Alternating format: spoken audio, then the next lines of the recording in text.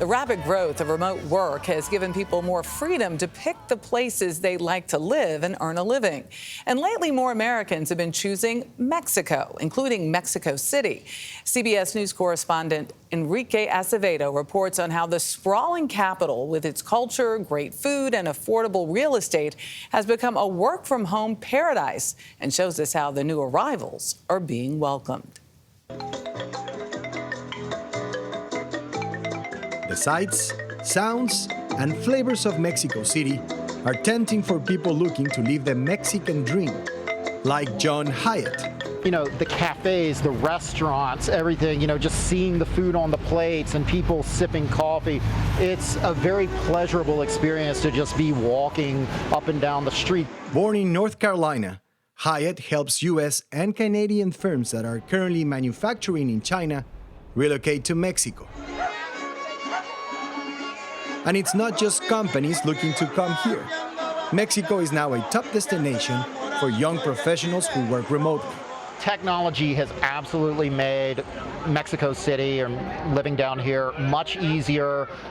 We talk about things like rideshare apps. We have all of that. The influx of American expats is transforming some of Mexico City's most traditional neighborhoods.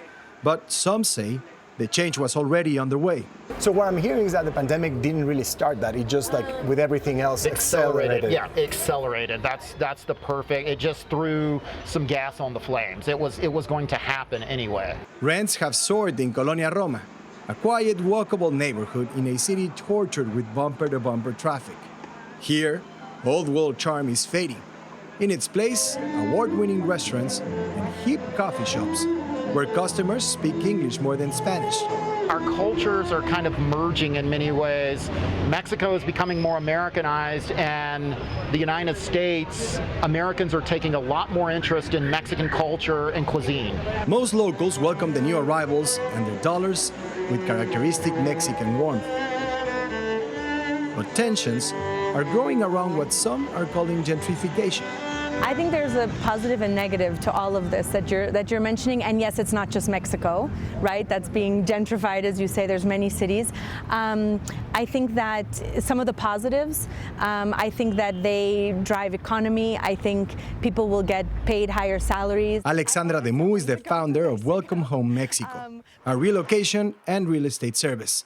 She helps expats with everything from lease negotiations to school interviews for their children. She says business has been booming since the onset of the COVID-19 pandemic, with no signs of slowing down. Now we have younger Americans that can work remotely, looking for a better quality of life, and they're coming now to Mexico City. And when you say a better quality of life, what is it about Mexico City that Americans like so much? They love the climate, they love the people, the culture, the food, the beauty. Yes, of course, safety can be an issue. And when I say quality of life, I mean, of course, we can't avoid the fact that your dollar goes a long way in Mexico, no? Yeah. Things are still relatively reasonable in Mexico. According to State Department data, there are over 1.6 million U.S. citizens living in Mexico. But that number only includes people who have applied for legal residency, which most remote workers don't do. Mexico City's tourism agency says that just in the first half of this year, over 1.9 million foreigners arrived at the city's international airport, spending almost $2 billion on hotel stays in the capital. Mexico has always been an important destination for U.S. travelers, as I'm sure you know. And I have to say, our Mexican hosts are incredible. Catherine Powell is the global head of hosting for Airbnb, where she oversees the host insights and research team. She says more people are visiting Mexico and staying for longer periods of time. So we've seen an incredible growth in long-term stays in particular. So these are stays over 28 days or more. And you mentioned Mexico. I mean, Mexico, now 1 in 5 of their nights booked are for long-term stays. In 1978, the Mexican poet Octavio Paz said, "In general, Americans have not looked for Mexico in Mexico. They have looked for their obsessions, enthusiasms, phobias, hopes, and interests." Nearly half a century later, many wonder if this might still hold true for Mexico's newcomers. For CBS Saturday Morning, Enrique Acevedo, Mexico City. I did not realize that 1.6 million U.S. citizens lived in Mexico, and they say that's an undercount. Right, because that's the ones who registered to be living there, not going on tourist. And it's not just happening in Mexico.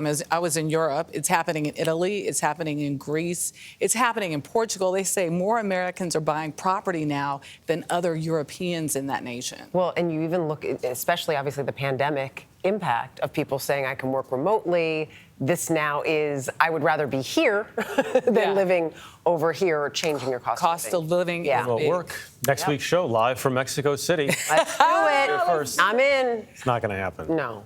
I mean, we'd like it to. Right.